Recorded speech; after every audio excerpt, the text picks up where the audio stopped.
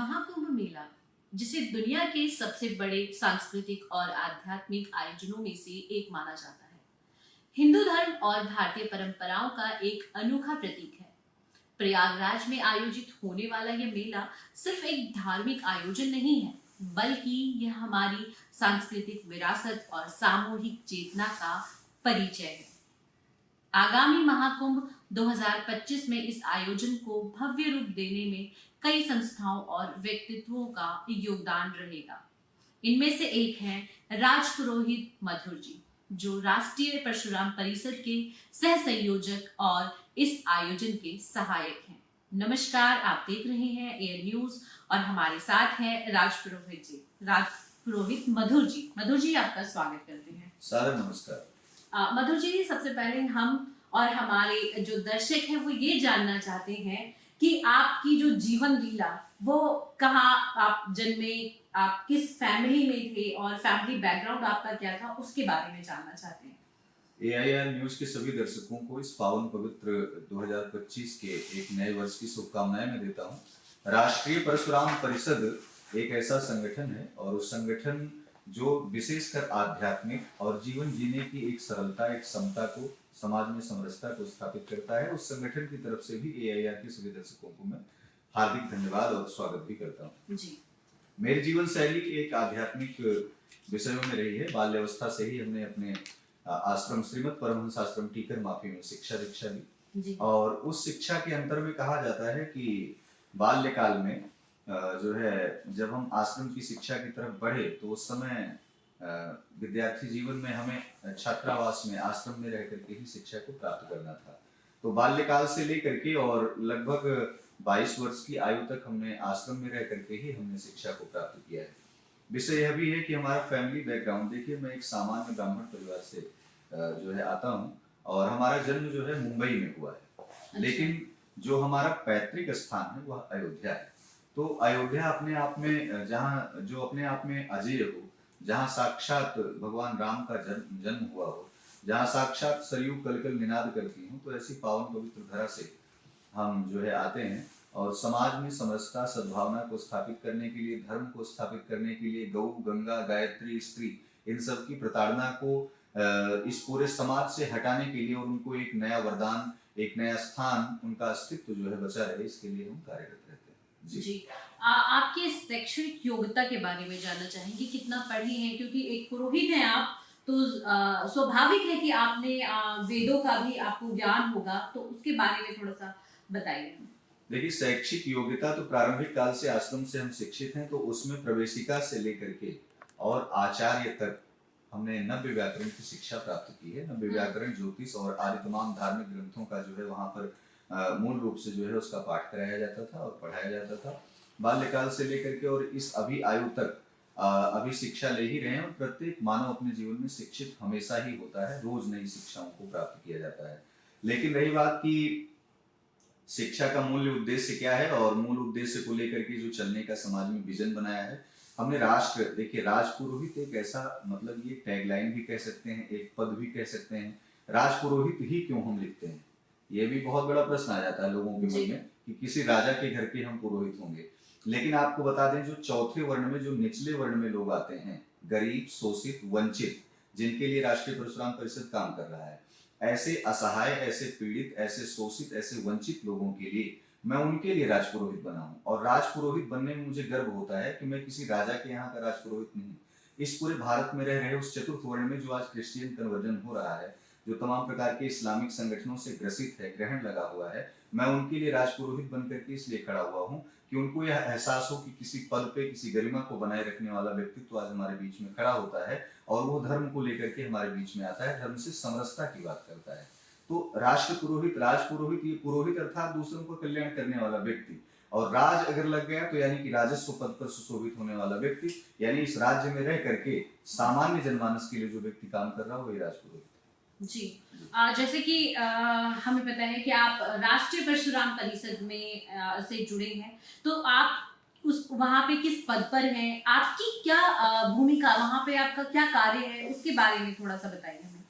संगठन शिक्षा देता है समगर्दध्वम, समगक्षध्वम, समबद्धध्वम। संगठन की शिक्षा होती है साथ साथ चलने की, साथ साथ बोलने की। संगठन में किसी पद पर रह करके संचालन करना ये कोई बड़ी बात नहीं है। संगठन में प्रत्येक व्यक्ति पदस्थ होता है, लेकिन मैं संगठन का एक सामान्य सा कार्यकर्ता हूं और मुझे लगता है कि राष्ट्रीय परशुराम परिषद में जो धार्मिक प्रकोष्ठ है, जो धर्म का प्रकोष्ठ है, पूरे भारत ही नहीं अपितु पूरे विश्व में जो कार्य कर रहा है, उसके सह संयोजक बन करके हम अपने बड़े संत महात्माओं की शरण में रह करके, यानी उनके आशीर्वाद से, उनके कृपा से हम अपने संगठन को भी और अपने व्यक्तित्व को भी धीरे धीरे उन जनमानस तक पहुंचाने का कार्य कर रहे हैं जहां इसकी आवश्यकता है, जहां भगवान परशुराम के जीवन चरित्रों की, जीवन चित्रों की, जहां उनके चल चित्रों की आवश्यकता है कि वो उनके घर तक पहुंचे और वो एक नई चेतना का संचार उनके जीवन में हो। राष्ट्रीय परशुराम परिषद में यही मुझे दायित्व मिला है और इस दायित्व का मैं निर्वहन कर पाता हूं नहीं कर पाता हूं, यह संगठन स्वयं में तय करता है, क्योंकि संगठन के लिए आप अपने जीवन में शनैः शनैः धीरे धीरे अपने त्याग, अपने तपस्या, अपने बल, अपनी बुद्धि, अपने विवेक का जवाब धीरे धीरे जो दान करते हैं, तो उसका क्रम आक्रामकता में नहीं होता, धीरे धीरे होता है। तो मुझे लगता है राष्ट्रीय परशुराम परिषद में इस पद पर रह करके भी धर्म का संचालन करना मेरे लिए गौरव का एक बहुत बड़ा क्षण है और मैं इसका पालन कर रहा हूँ। ये भी एक बहुत बड़ा अद्भुत क्षण है हमारे जीवन का। जी। राष्ट्रीय परशुराम परिषद किस तरीके से कार्य करता है और किन मुद्दों पर कार्य करता है? क्या क्या चीजें हैं उसमें जो लोगों के लिए ज्यादा भलाई के लिए है? मतलब क्योंकि मेन ये होता है कि आप कोई भी परिषद बना लीजिए और उसका बेनिफिट अगर आम जनता को नहीं मिल रहा है तो उस परिषद के बनने का कोई अस्तित्व नहीं है। देखिए, राष्ट्रीय परशुराम परिषद के संस्थापक संरक्षक पंडित सुनील भराला जी हैं और सुनील भराला जी के पिताजी भी जनसंघ के एक बहुत बड़े नेता रहे हैं और उन्होंने समाज के सेवा के लिए उन्होंने अपने जीवन को बलिदान दे दिया, प्राणों की आहुति दे दी। मेरठ पहले से ही क्रांति की धरा मानी जाती है। मेरठ में जन्म हुए ऐसे व्यक्तित्व के पुत्र के द्वारा आप समझिए कि संगठन का निर्माण उस व्यक्तित्व के द्वारा हुआ है जो जिसका जीवन ही तपस्या में तपस्यारत रहा हो, जिसका बाल्यकाल ही अपने पिता को ऐसे पद पर देखा हो कि उसका पिता समाज के लिए लड़ रहा हो और वो जेल की सलाखों के पीछे रहा हो और उसने अपने जीवन की प्राणों की आहुति दे दी हो। तो ऐसे व्यक्तित्व के द्वारा जब जब जैसे आरएसएस का जो है संगठन का विस्तार हुआ, जैसे विश्व हिंदू परिषद का हुआ, ऐसे ही राष्ट्रीय परशुराम परिषद भी राष्ट्र हित में, लोकहित में, जन कल्याण के हित में, गरीबों के, दलितों के, शोषित वर्गों के, महिलाओं के, इन सब के सम्मान के हक की लड़ाई लड़ रहा है। रही बात की बहुत सारे लोगों के मन में प्रश्न आता है क्या राष्ट्रीय परशुराम परिषद ब्राह्मणों के लिए ही काम कर रहा है? तो मैं आपको बता दूं, राष्ट्रीय परशुराम परिषद केवल ब्राह्मणों के लिए काम नहीं कर रहा है। बेशक कहा गया है, श्री रामचरितमानस में गोस्वामी तुलसीदास जी लिखते हैं कि विप्रधेनु सुरसंत हित लीन मनुज अवतार। ब्राह्मणों के लिए उन्होंने पहला लिखा कि ब्राह्मण के लिए मैंने जन्म लिया, लेकिन रावण भी तो ब्राह्मण था। जब आपके कर्म अपवित्र हो जाएं, जब आप किसी अन्य रास्ते पर चले जाएं, तो ना तो सरकार साथ देती है, ना संगठन साथ देता है और ना व्यक्तित्व साथ देता है। राष्ट्रीय परशुराम परिषद एक ऐसा संगठन है, गरीब, शोषित, वंचित, असहाय, पीड़ित, आज तमाम दिव्यांग, उन माताओं के लिए, बहनों के लिए, शिक्षार्थियों के लिए, अभ्यर्थियों के लिए जितना जो कुछ हो सकता है उसे मौखिक रूप से नहीं, उसे धरातल पर, उसे पटतल पर उतारने का काम करता है राष्ट्रीय परशुराम परिषद। और मुझे लगता है कि यह एक ऐसा देशव्यापी संगठन है जिस समय कहते हैं धीरे धीरे बयार चलती है, हवाएं बहती हैं और फिर अचानक एक बहुत बड़ा तूफान ले लेती हैं।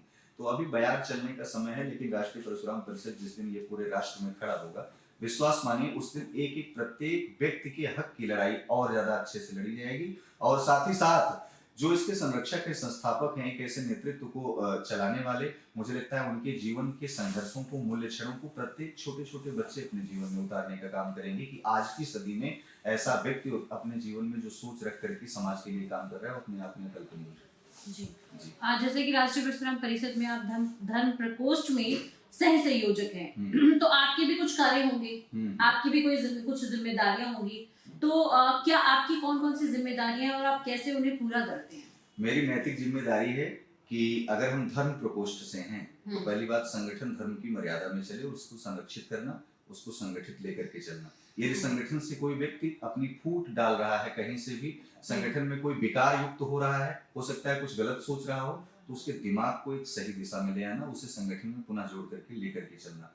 संगठन में मेरी भूमिका यह है कि संगठन का प्रचार प्रसार करते हुए धर्म के बारे में, भगवान परशुराम के बारे में, उनके जीवन शैली को प्रत्येक मानव के जीवन में उतारने को संदेश देना। मेरे संगठन में मेरा व्यक्तित्व यह है कि संगठन मेरे व्यक्तित्व को निखारता है, ना कि मैं संगठन के व्यक्तित्व को निखारता हूँ। विशेषता जो है, मुझे संगठन में जो भी छोटा सा दायित्व मिला है, मुझे लगता है कि मैं बहुत ही प्रसन्न हूँ, उस पर कार्यरत हूँ और उस कार्य को करने के लिए मैं बड़ा उत्सुक रहता हूँ, उत्साहित रहता हूँ। और मेरा परिवार, ये संगठन का परिवार, जहाँ बड़ों से लेकर के छोटों का स्नेह प्राप्त होता है, ये अपने आप में बहुत ही अद्भुत है, कल्पनीय है। और इसमें किसी भी पद पर रह करके किसी कार्य को एक दिशा में लेकर के चलना, ऐसा है, लोगों को दिया गया है, डिवाइडेशन हुआ है। लेकिन मुझे ऐसे लगता है कि जब मैंने धर्म की शिक्षा को ग्रहण किया है, तो यदि संगठन के प्रति नकारात्मकता विचार में अगर आ रही है, आपके राष्ट्रीय परशुराम परिषद पर आप अगर अपने दिमाग में अगर किसी भी प्रकार का प्रश्नवाचक चिन्ह बनाते हैं, तो उसके लिए राजपुरोहित को रखा गया है कि आपके दिमाग से तमाम प्रकार की भ्रांतियों को दूर करें और भगवान परशुराम के जीवन की शैली को आपके जीवन में उस व्यक्तित्व को स्थापित करें, जिससे आपका भी जीवन एक कहीं न कहीं उज्जवल भविष्य हो। जी जी। जैसे कि राष्ट्रीय परशुराम परिषद जो है वो परशुराम जी के चरित्र पर है कि आप उनके चरित्र के अकॉर्डिंग अपने आप को ढालें। बिल्कुल। तो सबसे पहले तो उनके थोड़ा सा उनकी चरित्र पर प्रकाश डालिए और उसके बाद जब परिषद में लोग उसे किस तरीके से अपने आप में धारण कर रहे हैं उसके बारे में बताइए। महर्षि वाल्मीकि का नाम आपने सुना होगा, उनका नाम रत्नाकर था बाल्यकाल में, और फिर बीच में पड़ गया अंगुलीमाल। तो देखिए, यहाँ दो डिफरेंट स्थिति है। भगवान परशुराम, भगवान विष्णु जो है, विष्णु जी के छठे अवतार थे, मनुष्य रूप में जन्मे थे, और एक ऐसी माँ के पुत्र थे। रेणुका एक ऐसी माँ थी जिसके गर्भ से भगवान ने छठा अवतार लिया, साक्षात हरि का। और एक ऐसी अद्भुत लीला भगवान परशुराम का, जिसके व्यक्तित्व को व्यक्ति पढ़ करके अपने जीवन की संपूर्ण दशा को बदल सकता है। यानी कि तुम अगर तुम्हारी दशा विपरीत दिशा में जा रही है, तो यानी तुम कहीं ना कहीं कर्तव्य पथ से विमुख हो, तुम एक अच्छे रास्ते पर नहीं हो। भगवान परशुराम के जीवन का जो व्यक्तित्व है, जो उनकी जीवन शैली है, जो उनकी पारदर्शिता है, वह समाज को, वह प्रत्येक व्यक्ति को एक ऐसी दिशा देती है जो उनके जीवन को अपने जीवन में उतार करके व्यक्ति चलता है, वह परशुराम जी का कृपा पात्र बनता है। अब रही बात की भगवान परशुराम का जो अवतार है, वह भगवान विष्णु का छठा अवतार है। भगवान विष्णु के छठे अवतार को चिरंजीवी के रूप में भी देखा गया है, और कहा भी जाता है अश्वत्थामा बलिर्व्यासो हनुमान विभीषण कृपा परशुरामश्च सप्तैते चिरंजीविना। 7 चिरंजीवियों में भगवान परशुराम अपने आप में एक अलौकिक और दिव्य हैं। तो ऐसे में वाल्मीकि जी का और भगवान परशुराम जी का दो उदाहरण दे रहे थे। उदाहरण देने का आपको मुख्य उद्देश्य भी बता दें। वाल्मीकि जी ने क्या किया, बाल्यकाल में उनका नाम रत्नाकर था, गलत लोगों की संगति में आकर के साधु संतों से लूटपाट आदि तमाम प्रकार के कृत्यों को अपने जीवन में धारण किया। पुनः वही साधु संत उनकी जीवन में प्रेरणा बन करके आए, और वो वाल्मीकि वे ब्रह्म समाना। लेकिन यहाँ पर बाल रूप में जन्मे हुए साक्षात भगवान जो हरि हैं, अपने आप में भगवान साक्षात परशुराम हैं, ऐसे दिव्य देवदूत जो आते हैं पृथ्वी पर, वो अपने पिता के संरक्षण में, महर्षि जमदग्नि के संरक्षण में, भृगु के संरक्षण में, कहा जाता है कि उनके पूर्वजों के आशीर्वाद से वह व्यक्ति अपने जीवन के जीवन काल को कहीं न कहीं समाज में ऐसा स्थापित किया, जो स्त्रियों पर अत्याचार हो रहे थे, जो यज्ञ पर अत्याचार हो रहे थे, साधु संतों पर अत्याचार हो रहे थे, जो तमाम प्रकार के उस समय आतताई थे, वो चाहे राजा महाराजा रहे हों, चाहे किसी भी प्रकार के राक्षस रहे हों, ऐसी दुर्वृत्तियों को समाज से तमाम प्रकार से समूलतः विनाश करने वाले ऐसे साक्षात भगवान परशुराम ही हैं। और भगवान परशुराम प्रत्येक मानव के जीवन में यह संदेश देते हैं कि जब व्यक्ति भगवान परशुराम के आचरण को, आवरण को, या उनकी कृपा को जब जब व्यक्ति धारण करेगा, तब तब उसके अंदर जो तेज होगा, वास्तव में वो अपने आप में सूर्य की कांति को धारण करने वाला तेज होगा। सूर्य के समान, कोटि सूर्य समप्रभा, करुण सूर्य के समान अद्भुत तेज उसके मस्तक पर, ललाट पर विराजमान होगा, और उसकी जीवन शैली कहीं न कहीं एक देदीप्यमान होगी, जो समाज को एक नई दिशा देगी। जी जैसे कि राष्ट्रीय परशुराम परिषद इस बार महाकुंभ का आयोजन कर रहा है, महाकुंभ में हिस्सा ले रहा है, तो सबसे पहले तो महाकुंभ के ऐतिहासिक महत्व के बारे में बताइए कि क्या है महाकुंभ, उस पर थोड़ा सा प्रकाश डालिए। बहुत लंबी कथा है महाकुंभ के ऐतिहासिक तथ्यों की, लेकिन आपको बता दें 6 वर्ष में अर्धकुंभ लगता है, 12 वर्ष में महाकुंभ लगता है। ऐसा पावन पवित्र महाकुंभ आया है, जिसमें कहीं न कहीं इस समय 2025 में 4 ग्रहों का गोचर, बड़े बड़े ग्रहों का गोचर हो रहा है। सूर्य मकर राशि में प्रवेश करेंगे 13-14 तारीख में, ठीक है, पहला गोचर यहाँ से प्रारंभ होगा। दूसरा गोचर होगा 29 मार्च को, शनि जो है मीन राशि में प्रवेश करेंगे। जब जब शनि मीन राशि में प्रवेश करते हैं, सृष्टि में प्रलय की स्थिति आती है, महामारी आती है, युद्ध जैसे हालात बनते हैं, तमाम प्रकार से रोग युक्त मानव जीवन हो जाता है, तमाम ऐसी स्थिति बन जाती है जो समाज के लिए कहीं न कहीं हानिकारक स्थिति होती है। इस पूरे 2025 में कहीं न कहीं एक ऐसी स्थिति देखने को मिलती है कि आगे आने वाला जो समय है, वो महाकुंभ 2025 का जो हो रहा है, वह इन तमाम परिस्थितियों का समूलतः विनाश करेगा। पहला तो ये, दूसरा ये, आदि काल से लेकर के और अभी तक साक्षात माँ भगवती गंगा, माँ भगवती यमुना, और माँ सरस्वती, इन तीनों नदियों का जहाँ मेल संगम होता है, जहाँ साक्षात मकर राशि में सूर्य प्रवेश करते हैं, एक ऐसा पावन तट जो साक्षात प्रयागराज है। प्रयागराज का शाब्दिक अर्थ होता है जहाँ प्रतिदिन यज्ञ हो। प्रयागराज का शाब्दिक अर्थ होता है जो सभी तीर्थों का राजा हो, अपने आप में प्रयागराज कहलाता है। प्रयागराज में साक्षात भरद्वाज मुनि ऋषि का आश्रम है। हनुमान जी वहाँ लेटे हुए हैं। प्रत्येक जो है ऐसे उत्सव मनाया जाता है जिसमें माँ भगवती गंगा हनुमान जी को स्नान कराने आती हैं। एक ऐसा बट वृक्ष है, एक ऐसा कल्प वृक्ष है, एक ऐसा अक्षय वट है, जिस अक्षय वट के नीचे अगर यदि कोई मान्यता मांगी जाए तो प्रयागराज अपने आप में वह पूर्ण करते हैं। तो प्रयागराज की अद्भुत महिमा है। 12 वर्षों का यह अलौकिक महाकुंभ, जिसमें देवता गण कहा गया है कि माघ मकर रवि गति जब होई, तीर्थ पति आव सब सोई। अर्थात सभी तीर्थों के राजा वहां चल करके आते हैं, सभी देवता, सभी ऋषि गण मुनि आदि सब चल करके आते हैं, और ऐसा ही हो रहा है। और इन सभी जो है परिस्थितियों का लाभ लेने के लिए, इन सभी समायोजनों का लाभ लेने के लिए, संत महात्माओं के मुखारबिंद से निकलने वाली साक्षात सरस्वती जो प्रवाहित होंगी, उन सब का लाभ लेने के लिए ही महाकुंभ में प्रत्येक मानव जाता है। वो अपने जीवन में अपने कर्णों द्वारा जब उस भजन को, कीर्तन को, राम नाम को, तमाम मंत्रों को सुनता है तो यकीनन मानिए उसके अंतर हृदय में बैठा हुआ नारायण प्रस्फुटित होता है। और जब वो प्रस्फुटित होता है तो उसका जीवन कहीं ना कहीं अपने आप में एक सही रास्ते पर चलता है। जी देखिए, अब राष्ट्रीय परशुराम परिषद है या कई सारी ऐसे भी परिषद है जो महाकुंभ में अपना अपना स्टॉल एक तरीके से लगाएंगे जहाँ पे कई सारे लोग आएंगे। तो क्या ये परिषद भी उन्हीं परिषद की तरह काम करेगा या इसमें कुछ डिफरेंट है? स्टॉल नहीं होता, उसको ऐसे भी कह सकते हैं कि हम दुकानें जो लगाते हैं। देखिए, ऐसा है कि व्यापार एक माध्यम है और व्यापार के लिए हमें एक केंद्र की आवश्यकता होती है। तो राष्ट्रीय परशुराम परिषद कोई व्यापार नहीं कर रहा है, धर्म व्यापार का विषय नहीं है।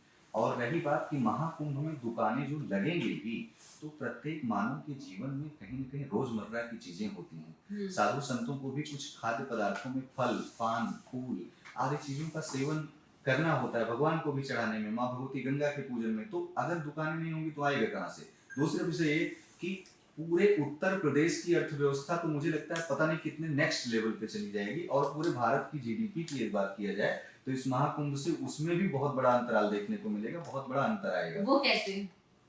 दुकानें लगेंगी, संत महात्मा जाएंगे, दूध, फल, सब्जी, फूल आदि छोटी छोटी चीजों को कहीं ना कहीं क्रय और विक्रय होगा। विश्वास मानो, जहां 50 करोड़ जनता आ रही है, 50 करोड़ अगर 5 रुपए का सामान खरीदते तो कितना हो जाता है?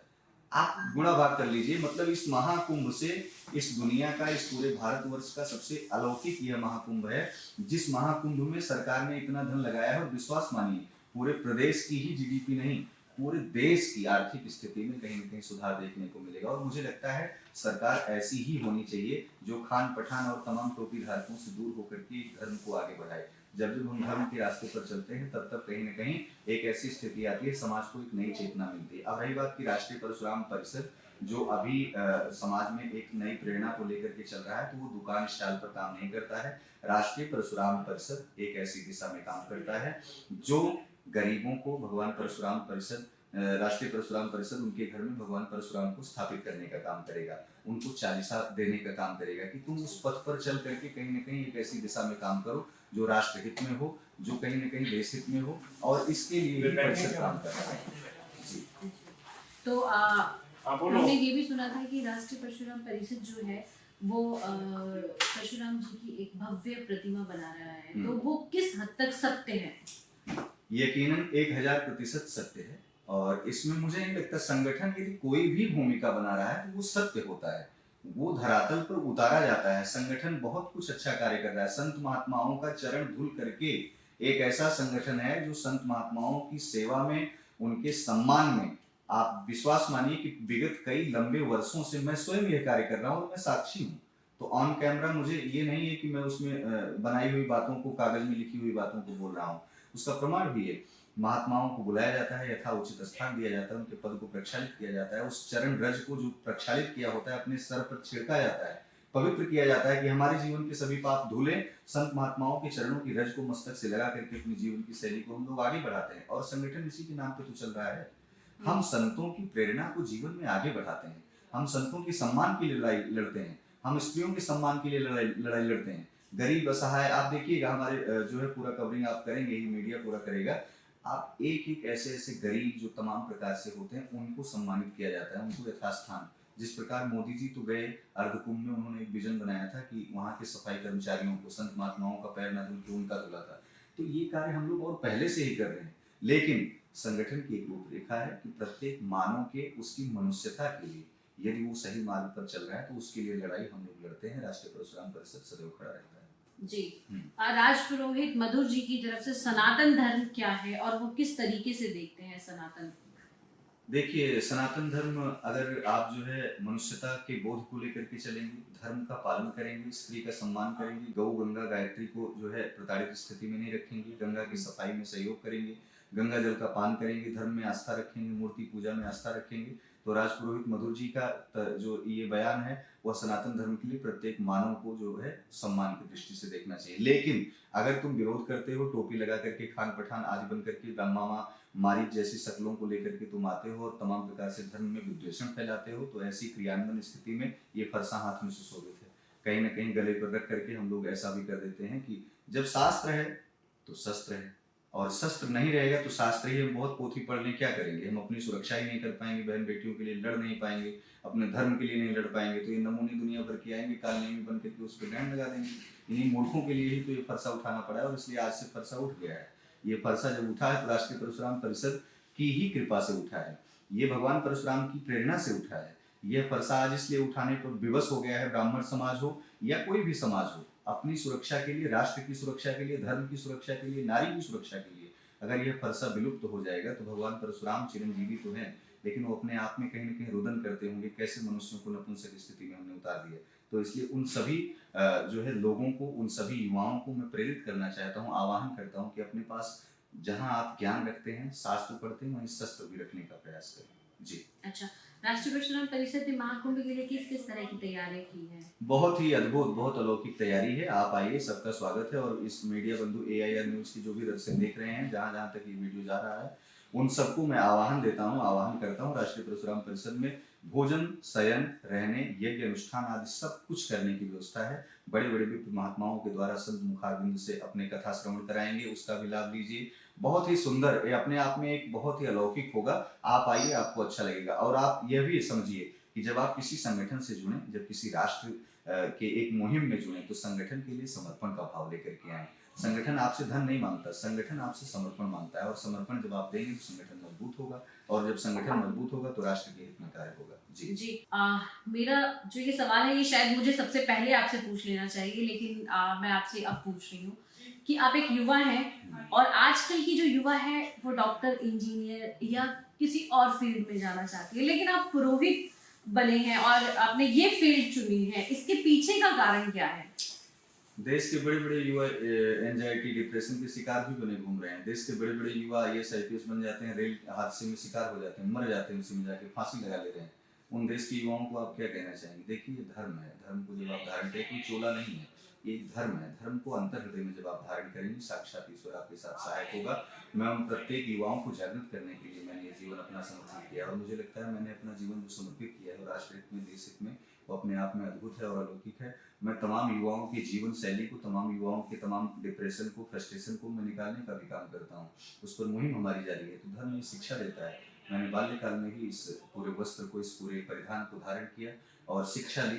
तो ये मेरा मिशन है, विजन है कि आज का ये मरता हुआ युवा ये इधर उधर भटक रहा है नौकरी के लिए, सरकारी नौकरी के लिए। अभी जरा सी वैकेंसी निकल जाए, कुत्तों की तरफ भीड़ लगा करके लोग दौड़ पड़ते हैं। बिल्कुल इनको ये समझ में नहीं आता कि हम राष्ट्र के हित में अपना योगदान क्या क्या दे सकते हैं और हमारी क्या क्या भूमिकाएं हो सकती हैं। इनको ये समझना चाहिए कि हम एक नया आयाम, भारत को एक नई दिशा दे सकते हैं। उस नौकरी के पीछे न दौड़ करके आप एक नए बिजनेसमैन बन सकते हैं। आप राष्ट्र हित में 50 लोगों को नौकरी पर रख सकते हैं। आप नौकर बनने के पीछे क्यों पड़े हुए? युवाओं को मैं बताना चाहता हूँ, धर्म से जुड़िए, अच्छा काम होगा। आप राष्ट्रीय परशुराम परिषद से जुड़िए, हमसे जुड़िए, बहुत अच्छा होगा। आपका ये कहना है कि मतलब परिषद से जुड़ना या पुरोहित बनना ज्यादा बेटर है जॉब के पीछे जाना? तो मतलब पेरेंट्स जो हैं वो इतना पैसा लगा रहे हैं, इतनी मेहनत कर रहे हैं जॉब बच्चों को दिलाने के लिए, सक्सेसफुल बनाने के लिए, वो सब चीजें गलत है? सब जीवन मिथ्या है, इस पर नहीं भटकना चाहिए। अपने आप को संयमित रखो, संगठित रखो, संगठन से जुड़ो, साथ साथ धर्म से जुड़ो। जी ठीक है। ये हमारे साथ थे राज पुरोहित मधुर जी, जिनको आपने सुना, और इन्होंने बताया हिंदुत्व के बारे में, सनातन के बारे में, राष्ट्रीय परशुराम परिषद के बारे में और सबसे बड़ा महापर्व महाकुंभ 2025 के बारे में। तो आप लोग भी अगर जुड़ना चाहते हैं तो राष्ट्रीय परशुराम परिषद की वेबसाइट पर जाकर के वहां पे आप रजिस्ट्रेशन करा सकते हैं और बाकी खबरों के लिए आप जुड़े रहें एयर न्यूज के साथ। धन्यवाद।